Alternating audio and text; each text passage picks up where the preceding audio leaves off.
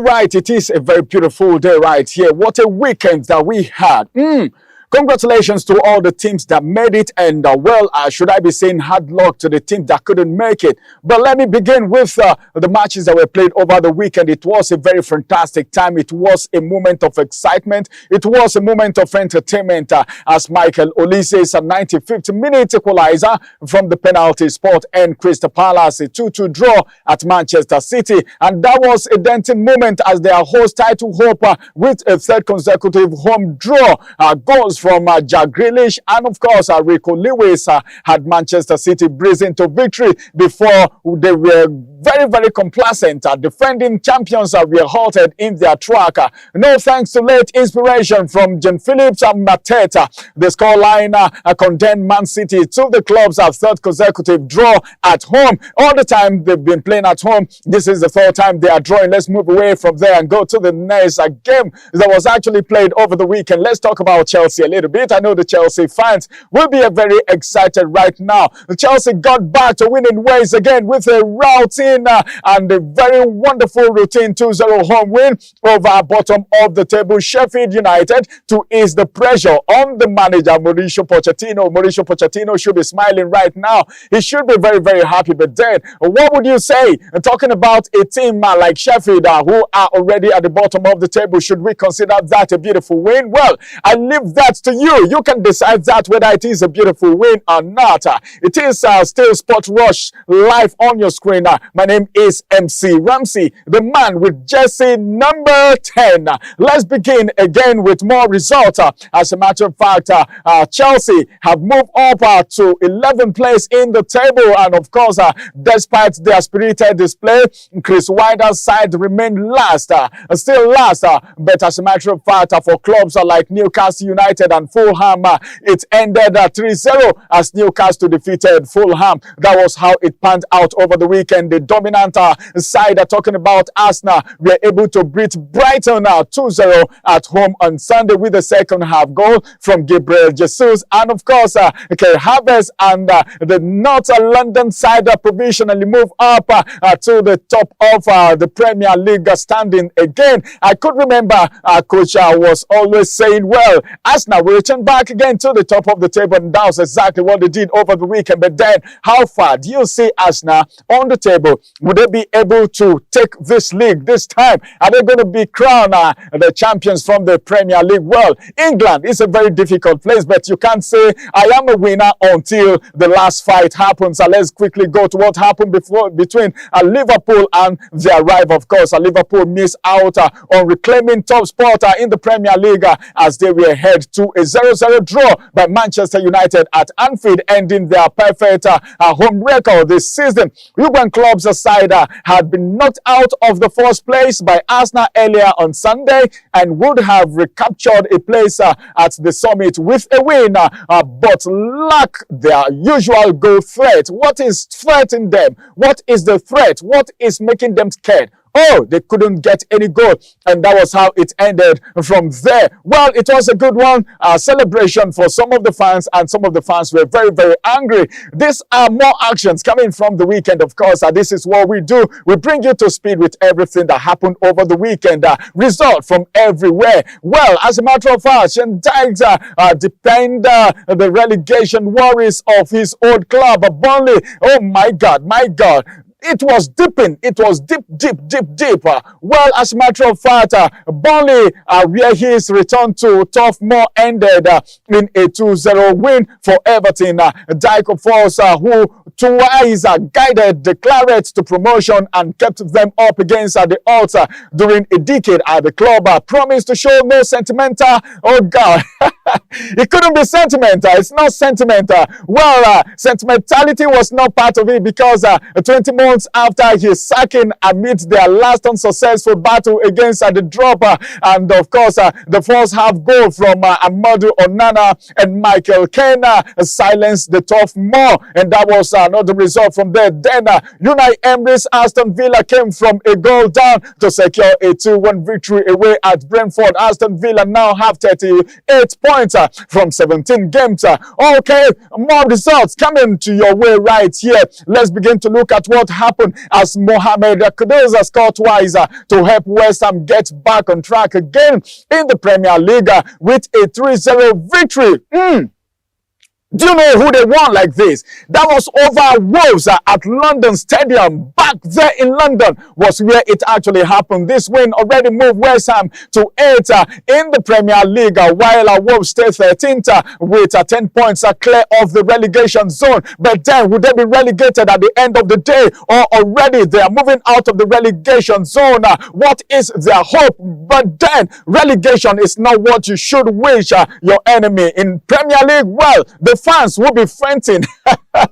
Well, that's not your portion. Well, that's part of the game anyway. More results are coming from what happened over the weekend. Let's move away from England and go to Spain and see what is happening from the Spanish La Liga, where Jude Bellingham continue his fine goal scoring form as Real Madrid beat Villarreal 4-1 to return to the top of the La Liga. Carlos Ancelotti's side, we are head to a 1-1 draw by Real Betis and replaced at the top of the table last weekend by Girona. And of course, who beat Barcelona 4-2, but Girona playing only their 4th ever top flight season can leapfrog Real Madrid again if they beat Alves.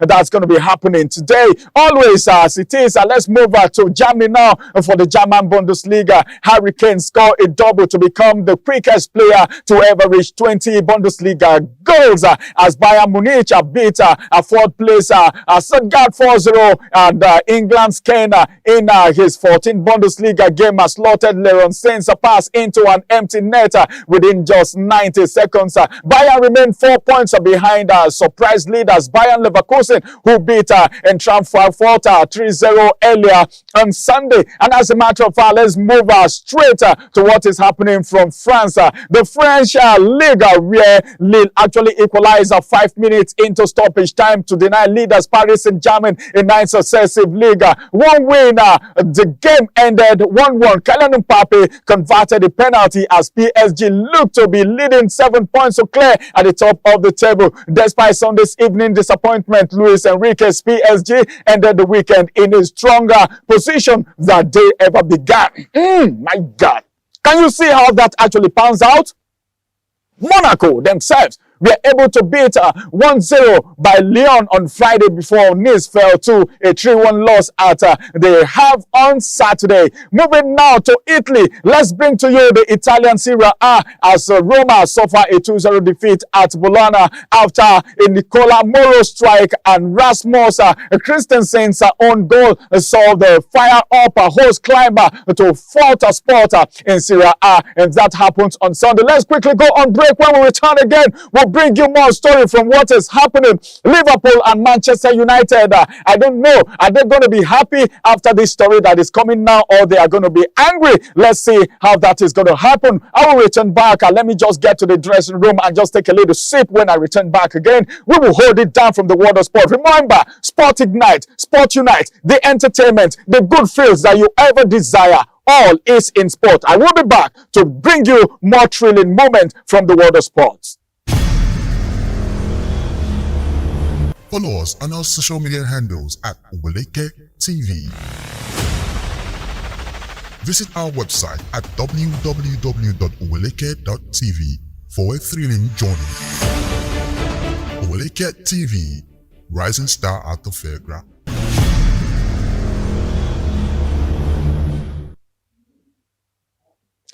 All right, it's good to have you back. Well, I am so excited. I am refreshed right now with a whole lot of energy. This is what sport is all about. Sport makes you happy. Sport makes you feel great. And sport is for champions. If you're listening to me right now, if you're watching me, it means you are a champion. Liverpool, of course, and Manchester United have been locked out of playing in the FIFA New Club World Cup, which will be held for the first time in the summer of 2025. The FIFA Council meeting in the Saudi Arabian city of Jeddah on on Sunday agreed that the qualifying criteria confirming that a maximum of 2 clubs can qualify from one country for the new 32-team tournament. England's 2 players will go to the recent Champions League winners, talking about Chelsea and Manchester City. Of course, that's how it is really going to be going. I want to say congratulations to this team as they ever hold it down. As a matter of fact, many more still coming on your way this morning from the world of sport. As a matter of fact, Euro 2024 will be featuring a 23-man squad going back to the pre-COVID-19 era. At Cameroon, 2021 players were played in 2022 team had a 28-man squad.